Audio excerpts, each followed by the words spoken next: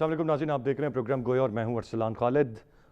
इस वक्त जो एक ऑनगोइंग सिचुएशन है जहां पर हम एक स्पाइक देख रहे हैं, ख़ासी तेज़ी देख रहे हैं पाकिस्तान में। जो कोरोना के पॉजिटिव केसेस हैं वो बढ़ते जा रहे हैं और कहा जा रहा है कि जून के वस्त तक ये केसेस की तादाद 1 लाख से भी तजावज़ कर जाएगी। फिर आज पंजाब के हवाले से एक रिपोर्ट है जिसको एक ब्रेकिंग न्यूज़ की शक्ल में जो मीडिया पर आई, जिसमें जो बहुत सी सिफारिशात की गई थी पंजाब हुकूमत से, जो बहुत सारी प्रेडिक्शंस की गई थी और केसेस में इजाफे के हवाले से बताया गया था, उस इंतहाई अहम रिपोर्ट को पंजाब में पंजाब हुकूमत के दबाने या उस पर बात ना करने की बात है। इस सब में आज ये इजलास होना था कौमी राब्ता कमेटी का, जिसमें फ़ैसले होने थे कि किस जानिब बढ़ा जाए। आया मज़ीद लॉकडाउन, सख्त लॉकडाउन किया जाए या लॉकडाउन में मज़ीद नरमी की जाए, करना क्या बुनियादी तौर पे। और फिर उसके बाद उसी तरह एक रिवायती अंदाज़ में वज़ीर आज़म साहब खुद लीड लेते हैं और कौम को बताते हैं, उनके जो कुछ वज़ीर हैं वो उनके हमरा होते हैं। उन्होंने कहा जी 5 दिन तक कारोबार करने की कौमी राब्ता कमेटी ने इजाज़त दी है, मार्केटें शाम 7 बजे तक खोलने का फ़ैसला है, हफ्ता और इतवार मुकम्मल लॉकडाउन करने का फ़ैसला किया है। जो इदारे जहाँ पर ख़तरा ज़्यादा है फैलाव का वो बदस्तूर बंद रहेंगे और बाकी इदारे खोल दिए जाएंगे और उनकी जो फहरिस्त है, तफसील है, वो भी सामने आ जाएगी।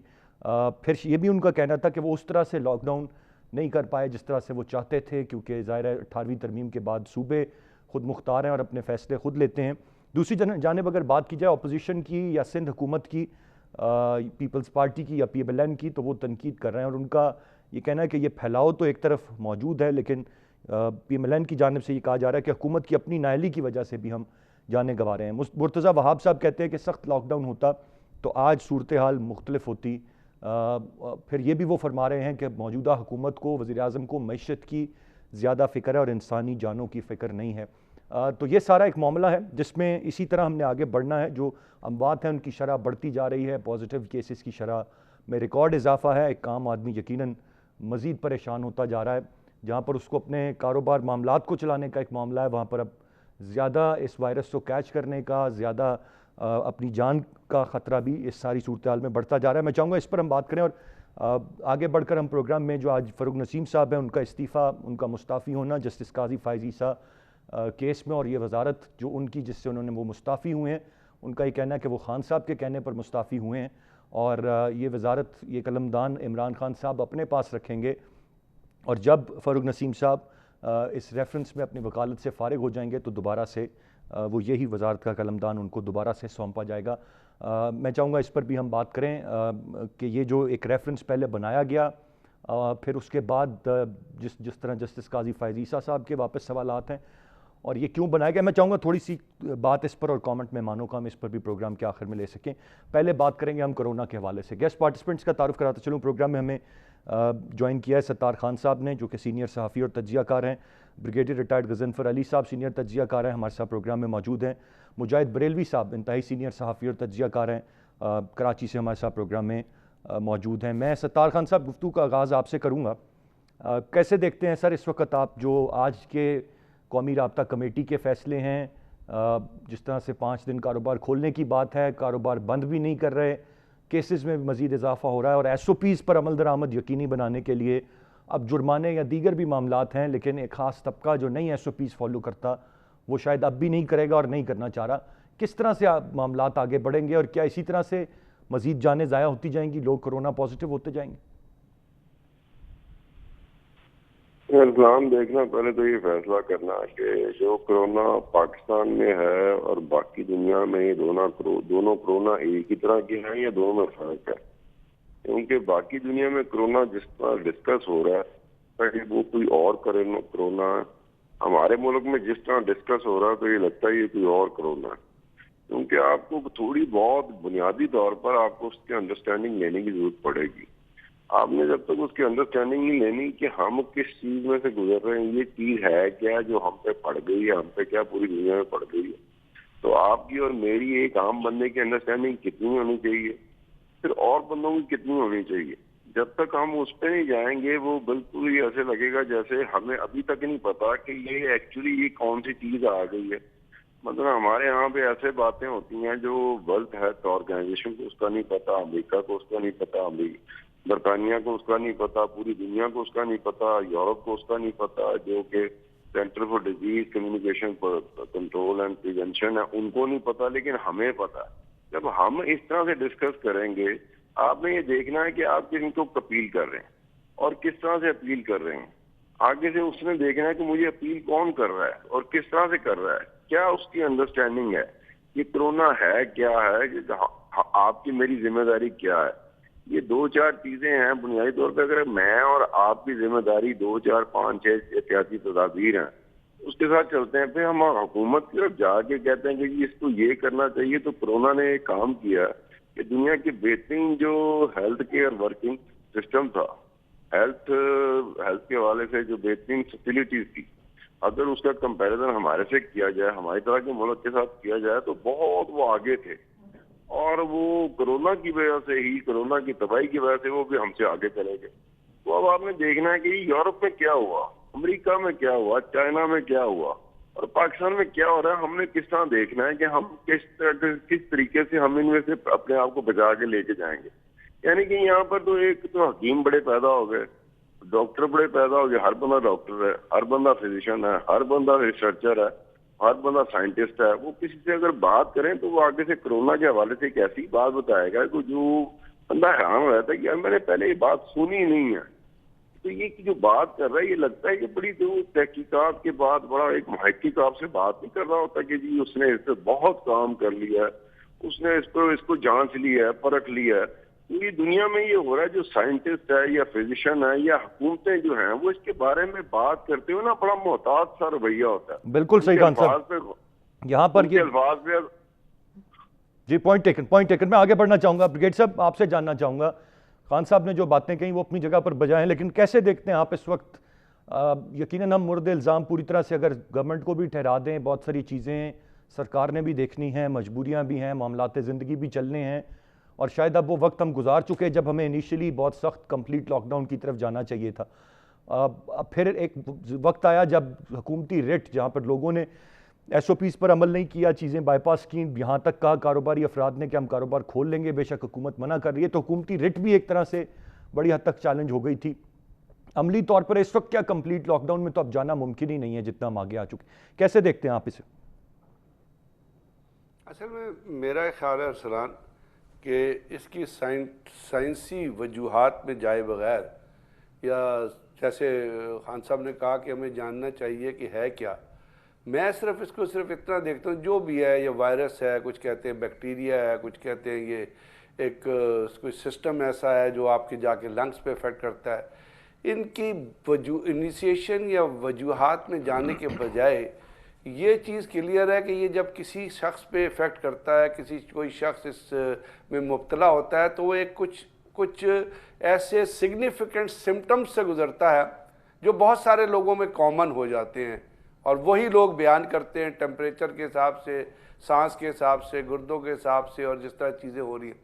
اب یعنی یہ چیز یہ دیکھنی ہے کہ اس سے لوگوں کو نقصان ہو رہا ہے، کچھ لوگ ریکور کر رہے ہیں، لیکن بہت سارے لوگ ایسے ہیں پاکستان میں بھی اور دنیا میں جن کی اس کی وجہ سے ڈیتھ ہو گئی. اور اس کے بعد ڈیتھ کے بعد پھر ان کا ڈسپوزل سسٹم بھی آپ کو پتہ ہے ایک بہت ہی مطلب افسوسناک ہے جس طرح ہم اس کو کر رہے ہیں، باوجود اس کے لوگوں کے کہنے کے کہ جی اس کے اندر جب انسان مر جاتا ہے تو اس کے اندر سے کوئی چیز نکلتی نہیں ایسی جو لوگوں کو افیکٹ کر سکے. اب جب جو لوگ رہ رہے ہیں اس کے اندر، اور پاکستان میں ہم جو اس کے اندر رہ رہے ہیں، اس میں ضرورت تو اس امر کی ہے نا کہ احتیاط کیا جائے. احتیاط انڈیویجولز کی طرف سے بھی کی جائے، احتیاط حکومت کی طرف سے بھی کی جائے، احتیاط اداروں کی طرف سے بھی کی جائے. اب پاکستان میں تو میری نظر میں اگر آپ مجھ سے پوچھیں تو اس تمام چیزوں کا، یہ جو آپ ایس او پی کا ذکر کرتے ہیں، یہ جو آپ لاک ڈاؤن کا ذکر کرتے ہیں، اس سب کا نا ایک مذاق بنایا ہے. To me it's a big joke, مطلب ایک بہت بڑا مذاق ہے کہ آپ کہہ رہے ہیں جی ایس او پیز پہ عمل درآمد ہوگا. ایک لفظ سیکھ لیا ہم نے، سارے لوگوں نے سیکھ لیا ہے، گورنمنٹ کے لوگوں نے بھی سیکھ لیا ہے، منسٹرز نے بھی سیکھ لیا ہے، ایس او پیز کے مطابق چیز کھولی جائے گی. اب وہاں جائیں، اب عید سے پہلے آپ ایس او پیز نکال کے دیکھ لیں، آج نہیں ایس او پیز نکال کے دیکھ لیں. نہ تو کوئی امپلیمنٹ کرنے کو تیار ہے، نہ کوئی امپلیمنٹیشن کو چیک کرنے کو تیار ہے. تو اس کا مطلب ہے کہ جو وبا کو پھیلانا ہے اس کے اندر عوام بذات خود بھی شامل ہیں، اور حکومت اس کو کنٹین کرنے کی کوشش نہیں کر رہی. اب اس میں تمام سائنسدان بھی، انسٹیٹیوشنز کے ہیڈ بھی، اداروں کے ہیڈ بھی، حکومت بھی، حکومت کے وزراء بھی، اپوزیشن بھی، ہر بندہ ہر بندہ اپنے کامنٹ کر رہا ہے اور اپنی بقراتی سائنس کا جو ہے وہ اظہار کر رہا ہے. اگر کسی سے مشورہ نہیں کیا جا رہا یا کسی کے مشوروں پہ عمل نہیں کیا جا رہا تو وہ ڈاکٹرز ہیں. آج بھی لاہور کے اندر غالباً 2 ڈاکٹرز کی ڈیتھ ہوئی ہے. وہ ڈاکٹرز اور نرسز جو فور فرنٹ پہ اس کو ڈیل کر رہے ہیں ان سے نہ مشورہ لیا جا رہا ہے نہ ان کے مشوروں پہ عمل کیا جا رہا ہے. بلکہ یہ ہوتا ہے, کل میں ڈاکٹر ظفر مرزا صاحب کا انٹرویو کر رہا, انہوں نے کہا جی اگر لوگوں نے نہیں مانا تو ہم لاک ڈاؤن سخت کر دیں گے. دیکھیے اس وقت لیکچر کی ضرورت نہیں ہے, اس وقت if اینڈ بٹ کی ضرورت نہیں ہے. اگر آپ نے کچھ کرنا ہے تو آپ نے اس کو امپلیمنٹ کرنا ہے. یعنی جب آپ یہ تھریٹ آنے والے دنوں میں دیکھتے ہیں کہ اگر پیشنٹ زیادہ ہو گئے تو your hospitals will not have the capacity کہ وہ پیشنٹس کو اکوموڈیٹ کر سکیں, تو پھر منسٹریز کی ذمہ داری کس چیز کی ہے؟ حکومت کی کیا ذمہ داری ہے کہ اس چیز کو کرٹیل کرے, اس کو ختم کرے, ٹیسٹنگ کو زیادہ کرے. لیکن ان تمام چیزوں میں ایک بہت بڑا ابہام ہم نے خود پیدا کیا. اور عوام اعلیٰ تو میں کہتا ہوں کہ ہمارے عوام تو ماسٹر ہے نا, ان میں تو اب یہ کانسیپٹ آ گیا کہ کرونا ہے ہی کوئی نہیں, یہ تو حکومت نے پیسے لینے کے لیے فلان یہ کام کرنے کے لیے ایک ڈھونگ رچایا ہوا ہے. تو نہ وہاں ایکسیپٹیبلٹی ہے, نہ حکومت یا اپوزیشن کے اندر امپلیمنٹیشن کی خواہش ہے, صرف ایک دوسرے کی لیگ پولنگ کی خواہش ہے. آپ بریگیڈ صاحب سمجھتے ہیں کہ دونوں کو مورد الزام ٹھہرایا جا سکتا ہے, چاہے حکومت ہو چاہے عام عوام ہو, اور شاید اس پہ کلیئرٹی نہیں ہے. میں بجاہد بریلوی صاحب آپ سے جاننا چاہوں گا, آپ کراچی میں موجود ہیں, سندھ کی ہم جب بات کرتے ہیں اس وقت اگر PMLN تنقید کر رہی ہے موجودہ حکومت پر یا اس کے کچھ رہنما, تو سمجھ میں آتا ہے انہوں نے اپنی اپوزیشن چلانی ہے. جب سندھ سے تنقید کی جاتی ہے وفاق پر تو یہ کچھ سمجھ میں آتی ہے کیونکہ سندھ بہت سارے فیصلے اپنے مرضی سے لے رہا ہے. پھر یہ کہنا کہ اگر لاک ڈاؤن زیادہ سخت ہوتا تو صورتحال مختلف ہوتی. مرتضیٰ وہاب صاحب کا پھر یہ کہنا کہ وفاق کو یا وزیر اعظم کو معیشت کی زیادہ فکر ہے, لگتا ہے عام آدمی کی فکر نہیں ہے. تو پیپلز پارٹی کا یا سندھ گورنمنٹ کا یہ تمام تر چیزیں کہنا ان میں کس حد تک وزن ہے؟ ایک تو خیر اچھی یہ بات ہے کہ آپ نے ہمارے دوست ستار خان اور غضنفر صاحب کو بلایا جو اینالسٹ ہیں, اور مجھے سب سے زیادہ افسوس یہ ہوتا ہے کہ اس وقت کرونا سے زیادہ ایسا لگتا ہے کہ جیسے وفاق اور ایک صوبے میں اور 18ویں ترمیم اور NFC وہ تمام مسائل آ رہے ہیں سوائے اس کے کہ کرونا سے کتنا بچا جائے. اور ہم عام چینلوں میں وہی اسی طریقے سے 2-4 ایک طرف PTI بیٹھی ہے, دوسرا پیپلز پارٹی, نون لیگ, اور وہ جو خواتین و حضرات ایک دوسرے سے لڑ رہے ہیں, کیونکہ ماشاءاللہ یہ لوگ بڑے بڑے بنگلوں میں رہتے ہیں, ایئر کنڈیشن گھروں میں رہتے ہیں, پراسائی زندگی ہے, ان کی فاصلے بھی رکھ سکتے ہیں, یہ دور بھی رہ سکتے ہیں. انہیں پتہ ہی نہیں کہ جو پاکستان کی آبادی کی اکثریت اس کو 2 کروڑ رہتی ہے, وہ ایک کمرے میں رہتی ہے, 8 آدمی ساتھ رہتے ہیں, دور کیسے بیٹھیں, وہ کہاں سے لائیں, گھر بیٹھیں گے تو کھانا کہاں سے آئے گا.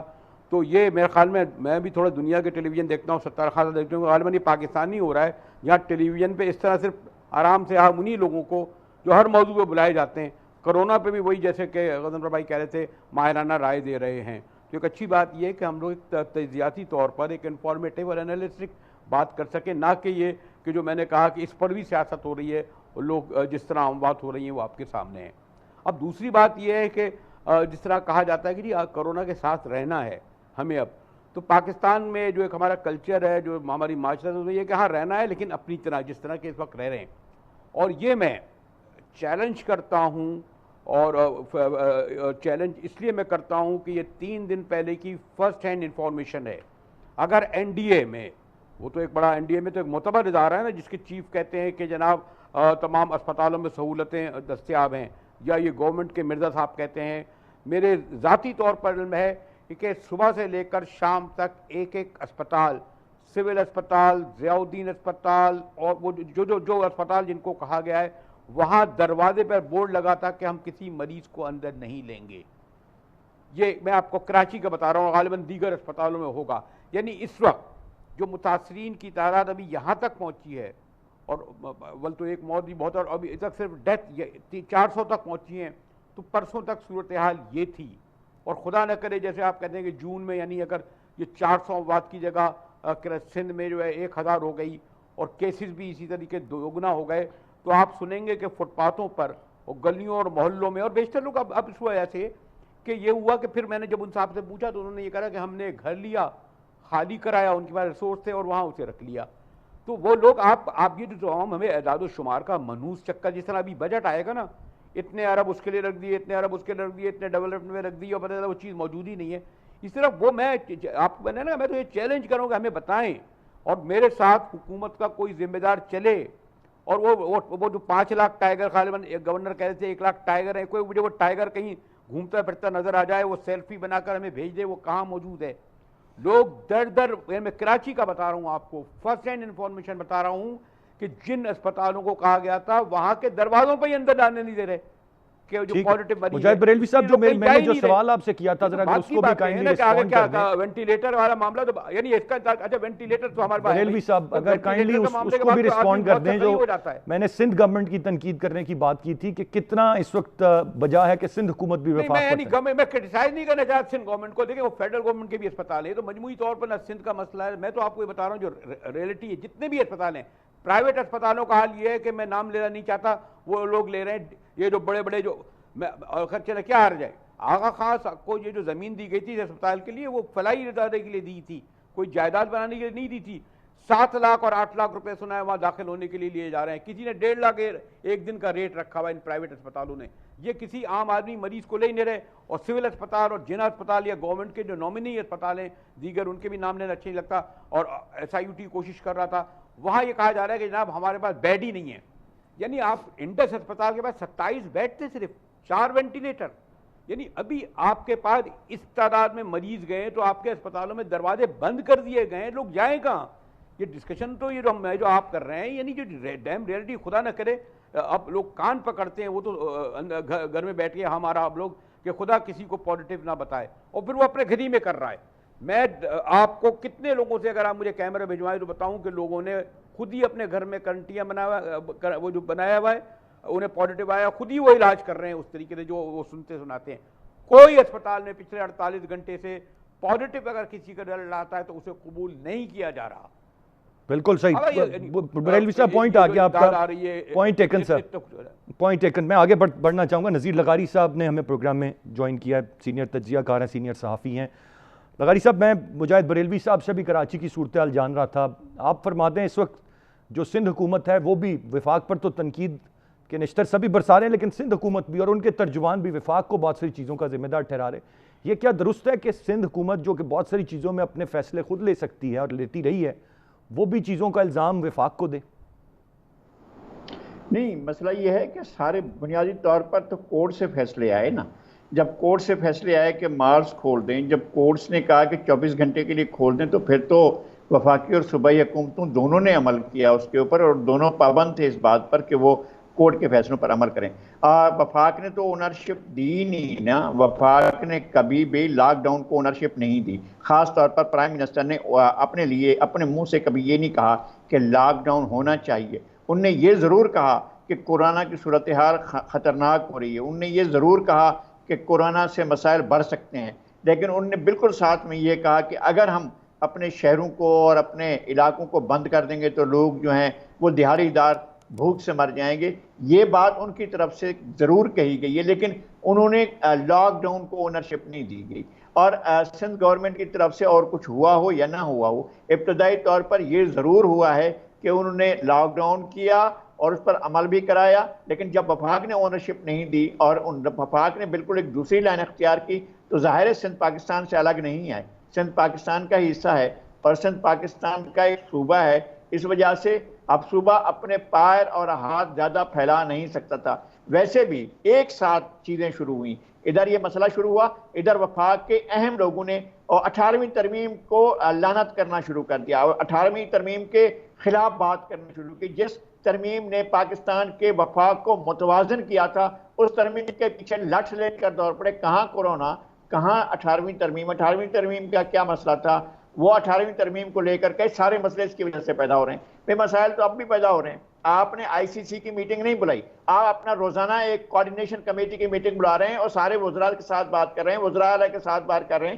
ایک لیگل آئینی فورم ہے، اس آئینی فورم پر کیوں نہیں جا رہے ہیں؟ اب بیٹھ کر سارے معاملات کو ICC ڈیلی بنیادوں پر کریں. آپ کو 3 مہینے میں ایک میٹنگ کرنی ہے، لیکن آپ اس کو ڈیلی بنیادوں پر کریں اور کہیں کہ جناب ہم ICC کی طرف سے یہ میٹنگ کر رہے ہیں اور تمام صوبے اور تمام وفاق کے تمام ادارے مل کر بیٹھ کر فیصلے کر رہے ہیں. تو اس طرح کا فیصلوں کو اونرشپ نہیں ہے. कि फैसलों को ओनरशिप नहीं है तो यही होगा।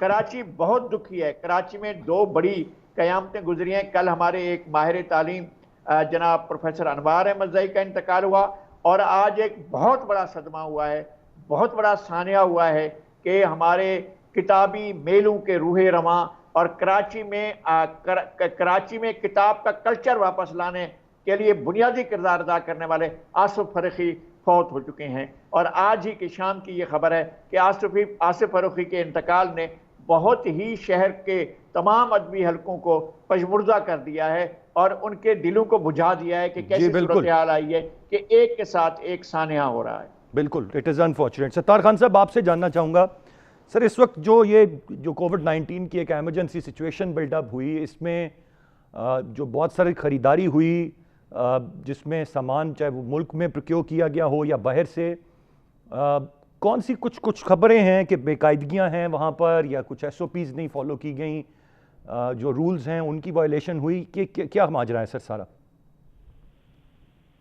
ऐसा हुआ है कि ट्रांसपेरेंसी इंटरनेशनल ने खत लिखे हैं 4। एक खत उन्होंने इमरान खान साहब को लिखा है बराह रास्त, एक खत लिखा है उस्मान बुज़दार साहब को जो पंजाब के वज़ीर आला हैं, एक खत खैबर पख्तूनख्वा के वज़ीर आला महमूद खान को लिखा है, एक खत उन्होंने लिखा है बलूचिस्तान के मीर कमाल खान को। उसमें उन्होंने कहा कि ये आप प्रोक्योरमेंट कर रहे हैं, इस वक्त अल्टरनेटिव मेथड ऑफ प्रोक्योरमेंट पे जा रहे हैं। इसका मतलब है कि डायरेक्ट कॉन्ट्रैक्टिंग कर रहे हैं without tender under the emergency, corona emergency. तो आप कर सकते हैं क्योंकि पब्लिक प्रोक्योरमेंट रूल में फलानी शिक है, रूल्स हैं, उसके मुताबिक आप कर सकते हैं। इमरजेंसी डिक्लेयर करके आप इस तरह से कर सकते हैं कि अल्टरनेटिव मेथड ऑफ प्रोक्योरमेंट पे जा सकते हैं। लेकिन जो आप नहीं कर रहे, जिसकी वायलेशन हो रही है, वो ये वायलेशन हो रही है कि आपने जब कॉन्ट्रैक्ट दे दिया, ठेका दे दिया, परचेज कर ली, प्रोक्योरमेंट कर ली, इस कंपनी से की है, लोकल की है, फॉरेन की है, उसके बाद आपने वो डिटेल जो कॉन्ट्रैक्ट के मुताबिक जो डिटेल्स हैं वो आपने कंसर्न पेपरा वेबसाइट पे अपलोड नहीं की, वो रिलीज नहीं की।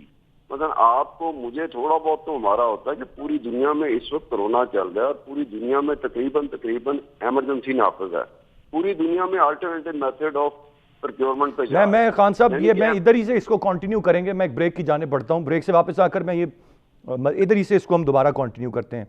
नाज़रीन, एक ब्रेक, साथ रहिएगा।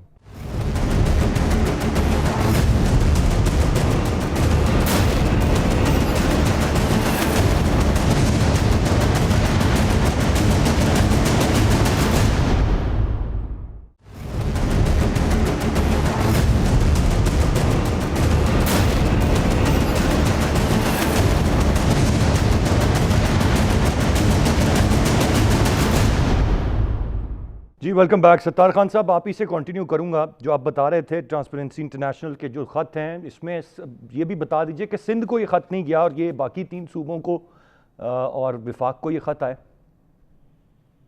मैं बता रहा हूँ कि ये 4 खत गए हैं, इन चारों खतूत में जिक्र है इस बात का जो आपके मेरे ज़हन में आ सकती है कि सिंध को क्यों नहीं गया। तो चारों खतूत में वो उसका जिक्र करते हैं कि हमने एडवाइस किया था। इसका मतलब है खत लिखने से पहले उन्होंने एडवाइस किया कि जनाब आप ऐसा करें कि आपके जो महकमे हैं, आपकी जो वजारतें हैं, जो अल्टरनेटिव मेथड ऑफ प्रोक्योरमेंट में जा चुकी हैं अंडर द इमरजेंसी, आप उनको इंस्ट्रक्शन दें, नोटिफिकेशन दें, उनको हदायत जारी करें कि जब कभी अपना काम कर ले, हम उन्हें कॉन्ट्रैक्ट से रोक नहीं रहे कि अल्टरनेटिव मेथड ऑफ प्रोक्योरमेंट में से रोक नहीं रहे, इमरजेंसी मोड ऑफ प्रोक्योरमेंट से हम रोक नहीं रहे। लेकिन ये है कि उसके बाद जो तफसीलात हैं उस कॉन्ट्रैक्ट के हवाले से वो आप रिलीज कर दें पेपरा की वेबसाइट पे। ये बड़ा आसान सा काम है कि यार आपको इस पर शक तो नहीं किया जा रहा। और उसकी बैकग्राउंड ये है कि ये जो ट्रांसपेरेंसी इंटरनेशनल ने खत लिखे हैं, इसकी बैकग्राउंड ये है कि पूरी दुनिया में जहाँ कहीं भी वबा फैलती है वहाँ इमरजेंसी नाफज होती है, फिर इमरजेंसी मोड ऑफ प्रोक्योरमेंट पे जाया जाता है, यानी अल्टरनेटिव मेथड ऑफ प्रोक्योरमेंट पे जाते हैं ये लोग। तो कहते हैं कि उसकी आड़ में बहुत सारे घपले हुए हैं। मतलब अबूला का आया था, उसमें भी घपला हुआ, स्वाइन फ्लू था, उसमें भी घपला हुआ, इस तरह के वो सार्स था, मर्स था, उसमें मुख्तलिफ मुल्कों में ये जो अल्टरनेटिव मेथड ऑफ प्रोक्योरमेंट होती है इसमें फिर करप्शन हुई। फिर करप्शन का आज तो नहीं पता लगेगा, लेकिन आज के बाद जाके पता चलेगा। उसमें क्या एहतियात के लिए जरूरी है कि वो जो तफसीलात جس کو میں, اگر آپ جرنلسٹ ہیں, میں بھی جرنلسٹ ہوں, تو ہمارا اگر کوئی ہے انٹرسٹ تو ہم جا کے دیکھ لیں کہ یہ پرانی چیز جو تھی جو پبلک پروکیورمنٹ کے حوالے سے لی گئی ہیں, 4 براڈر پرسپیکٹو میں اس کو ڈیفائن کیا ہے پوری دنیا میں. ایک تو ہوتا ہے نا کہ آپ کا پرسنل پروٹیکشن اکوپمنٹ ہے, اس کا آیا تھا. ایک آیا تھا آپ کا وینٹیلیٹر آیا تھا, وہ وینٹیلیٹر کو الگ رکھا ہوا.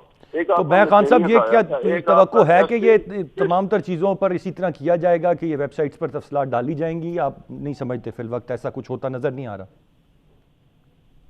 نہیں, جب یہ خط جو لکھا نا, یہ 31 مئی کا لکھا ہوا ہے. 31 مئی کا یہ خط لکھا ہوا ہے, یعنی کہ 31 مئی سے پہلے بھی پروکیورمنٹ ہوئی ہے.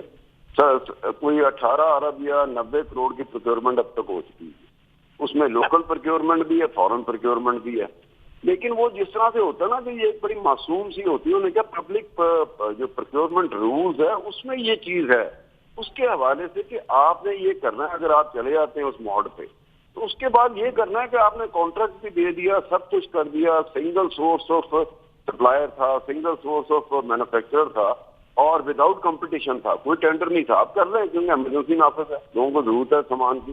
اس کے بعد آپ اس کی تفاصیل جاری کر دیں, وہ پیپرا کی ویب سائٹ پہ کر دیں. اب وہ پیپرا کی جو ویب سائٹ ہے اس پہ آپ وہ کر نہیں رہے, اور آپ صرف یہ ہو رہا ہے کہ آپ کا تھوڑا, میرا کیوریوسٹی بڑھتی ہے کہ یار یہ پرانی جو چیز آئی ہے یہ کتنے کی آئی ہے, کس کمپنی. بالکل صحیح خان صاحب. تو یہ لیٹس ہوپ, ہم امید کر سکتے ہیں کہ یہ شاید آنے والے وقت میں یہ تفصیلات جاری ہو جائیں, لیکن ان کا نہ جاری ہونا یقیناً یہ ایک تشویشناک بات ہے. آگے بڑھتے ہوئے جی, جو ایک اور امپورٹنٹ آج کی ڈیولپمنٹ ہے, فاروق نسیم صاحب کا مستعفی ہونا, اور وہ بالکل بنتا بھی ہے اگر انہیں وکالت کرنی تھی, اور وہ جسٹس قاضی فائز عیسیٰ کے معاملے میں. بریگیڈ صاحب کیسے دیکھتے ہیں آپ اس سارے معاملے کو, اور جس طرح سے جو جسٹس قاضی فائز عیسیٰ کا ایک اپنا موقف ہے, پھر یہ جو ایک ٹیم ہے جو یہ ریفرنس جس نے بنایا اس میں ایک شہزاد اکبر صاحب بھی ہیں, ان کے حوالے سے بھی بہت سارے لوگ ان کے سٹیٹس پر سوال کرتے ہیں, ان کی پریس کانفرنسز جس میں وہ بہت طویل کہانیاں صرف بتاتے ہیں ان پر سوال کرتے ہیں, اور پھر ریکوری کیا ہے اس پر بھی بات کی جاتی ہے. اور پھر اب یہ سارا معاملہ کیسے دیکھتے ہیں آپ اسے؟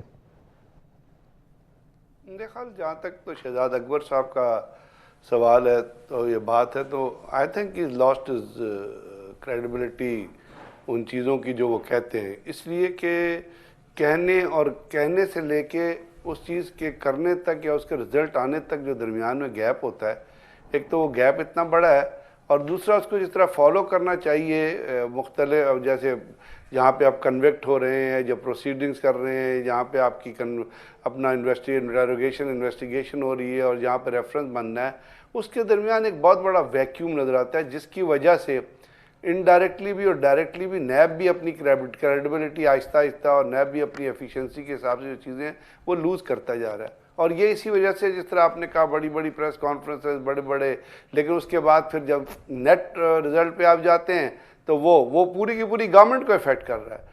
تھوڑا بولو, ستھرا بولو, کم لفظ بولو, اچھے لفظ بولو, کم لفظ بولو, کنکریٹ ثبوت کے ساتھ بولو. یہ 1-2 گھنٹے میں تو اب میں اس سے زیادہ کیا آپ اس کو ویو کر سکتے ہیں.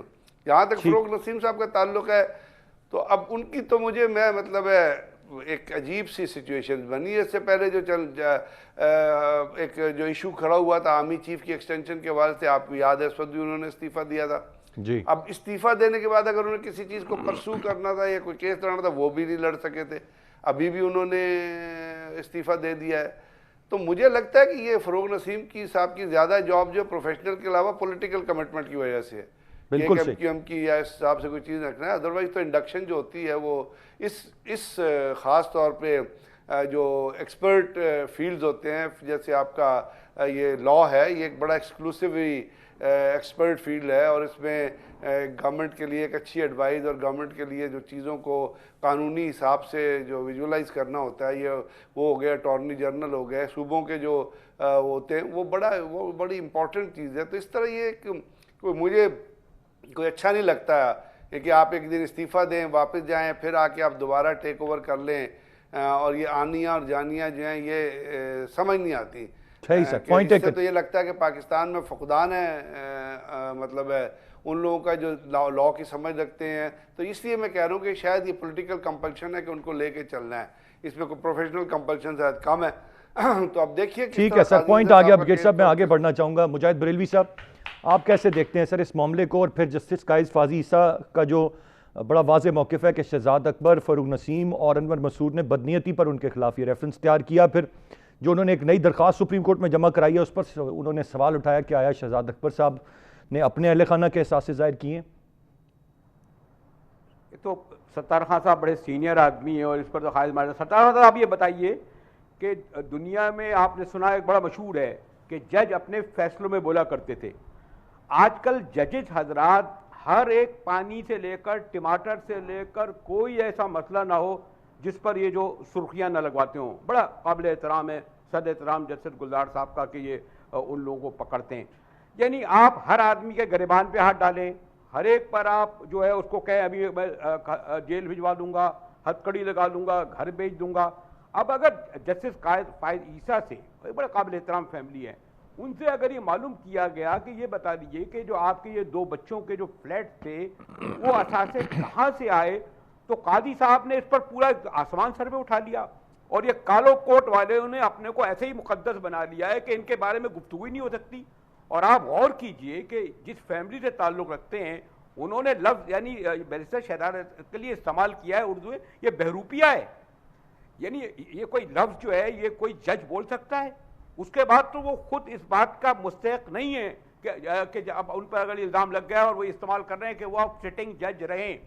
اول تو انہیں اسی دن، اگر کوئی بھی دنیا کے مہذب ملکوں میں جب کسی جج پر کوئی الزام لگتا ہے، یا ہمارے تو خیر کوئی نہیں ہے، وزیروں پہ بھی نہیں لگتا، بھلے ٹرینوں کا حادثے ہوئے شیخ رشید آ جاتا ہے ہنستے مسکراتے ہوئے کہہ لگاتے ہوئے اتنا بڑا ٹرین کا حادثہ ہو گیا، اتنا بڑا جہاز کا حادثہ ہو گیا، سوالام سرور آ گئے. یہ تو روایت ہی نہیں ہے ریزائن کی. تو اول تو قاضی عیسیٰ صاحب کو ریزائن کر دینا چاہیے تھا اور کہتے ہاں مجھ پر کیس چلاؤ، اور ہاں اس کے بعد جن لوگوں نے الزامات لگائے تھے ان کو کہتے کہ ان کو کڑی سے کڑی سزا دو. بھئی انہوں نے اپنے کو عجیب بنا لیا کہ جج کے بارے میں نہیں کہا. ہمیں نہیں معلوم کہ پاکستان میں ججوں کی کیا تاریخ رہی ہے. جسٹس منیر سے لے کر جسٹس انوار الحق تک جوڈیشل مرڈر بھٹو کا کیا، بڑے بڑے 35 لاکھ کیسز پینڈنگ میں پڑے ہوئے غریب لوگوں کے، اور آپ بڑے بڑے کیسوں کو لیے صرف گفتگو کر رہے ہوتے ہیں اور اپنے ریمارک کے ذریعے سرخیاں بنائے ہوتے ہیں. ادھر آپ ریمارک دے رہے ہوتے ہیں، ادھر یہاں پٹیاں چل رہی ہوتی ہیں. کیوں نہیں روکتے کہ جناب یہ آپ سرخیوں میں، اگر آپ 1 مہینے کا اخبار اٹھا لیں تو غالباً 30 دن میں 20 سرخیاں جو بنی ہوں گی آپ کے ججوں کی بنی ہوں گی.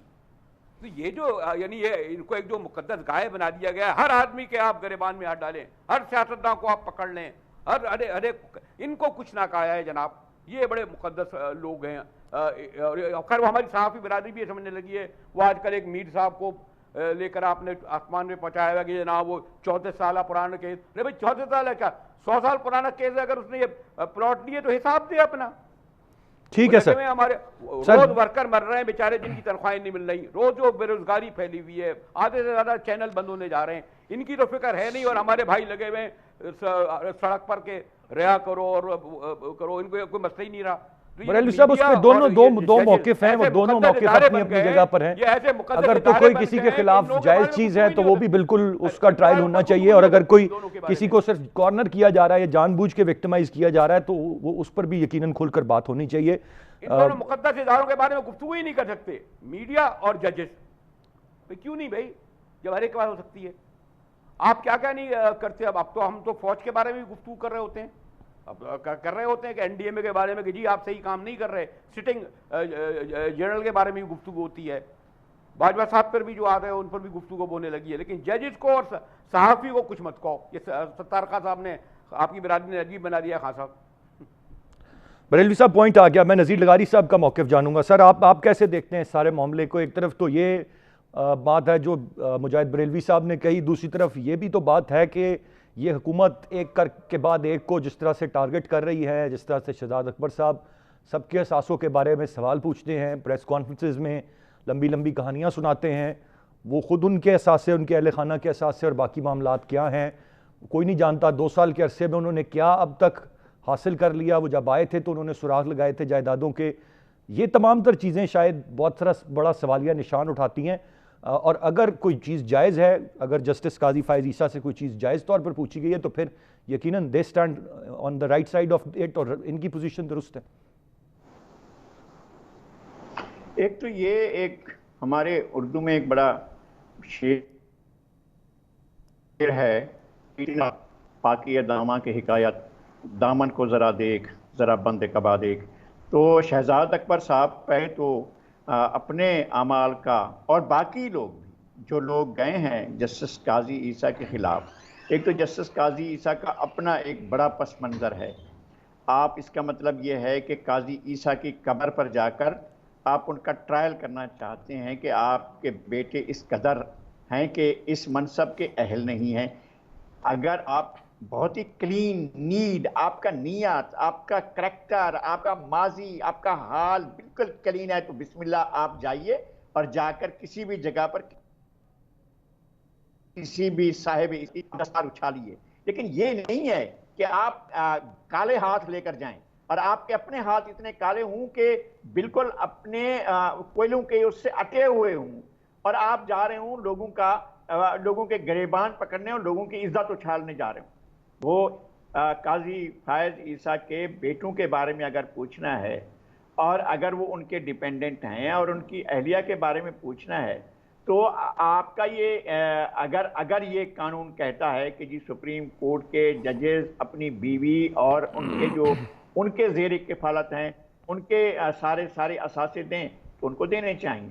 लेकिन इसी तरह से क्या ये हमारे मुल्क में जायज़ है कि एक बाहर बैठा हुआ शख्स, एक किसी और नेशनलिटी का जिसकी फैमिली कुछ और, अभी मैं देख रहा था कि फलां इलाके का फलां DIG वो चला गया है, उसने फलां मुल्क में इतनी कीमती जायदाद खरीदी है, आजकल छुट्टियों पर गया हुआ है, बहुत कीमती जायदाद खरीदी और फैमिली को भी शिफ्ट कर दिया।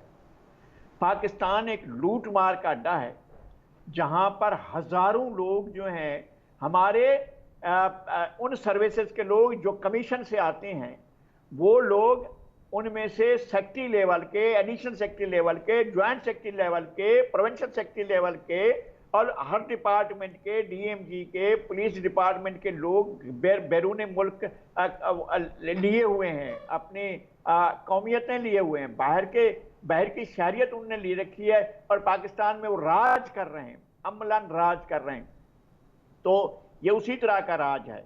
अब जा रहे हैं आप जनाब अली शहजाद अकबर साहब ने उनकी पहले दोस्ती थी बशीर मेमन साहब से जो साबिक DG थे FIA के। उनको कहा कि जनाब अब आप एक इंक्वायरी कीजिए, वो इंक्वायरी करवाई गई।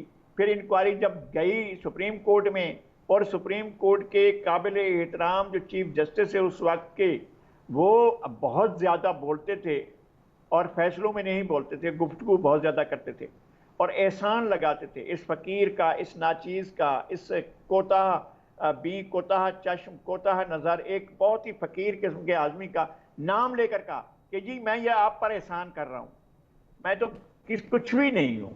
और इंतहाई काबिल एहतराम चीफ जस्टिस मुझे मुखातिब करके कहें कि मैंने जी ये आपकी वजह से किया। मैं कौन होता हूँ भाई? आपने कानून की, मैंने उनको निशानदेही की थी कि फलां मामले में आइन का आर्टिकल 10A ये कहता है आप ड्यू प्रोसेस ऑफ लॉ दें। अच्छा, अगर आप ड्यू प्रोसेस ऑफ लॉ आप सुप्रीम कोर्ट के जज को भी नहीं दे सकते हैं तो फिर आप कुछ भी नहीं कर सकते ना। सुप्रीम कोर्ट के जज भी अगर आपकी नाइंसाफी का शिकार होते हैं, अगर आपके इंतकाम का शिकार होते हैं, अगर आपकी दहशत का शिकार होते हैं, अगर आपके इस रवैये का शिकार होते हैं आप, तो फिर तो बाकी मुल्क को इंसाफ तो मिल गया ना। बिल्कुल सही सर, पॉइंट आ गया लगारी साहब आपका, काफी तफसील से आपने सारे मामले पर रोशनी डाल दी। मैं अर्ज करता हूं कि आपने रोशनी डाल दी सारे मामले पर। मैं जरा सत्तार खान साहब का कमेंट इस पर लेना चाहूंगा। इस मामले पर उन्होंने कमेंट नहीं किया। खान साहब, आप कैसे देखते हैं सारी सूरत को? एक वो बिल्कुल बयानिया है जो मुजाहिद बरेलवी साहब ने दिया और एक वो साइड ऑफ स्टोरी है जो नज़ीर लगारी साहब देख रहे हैं, आप कैसे देखेंगे इसे?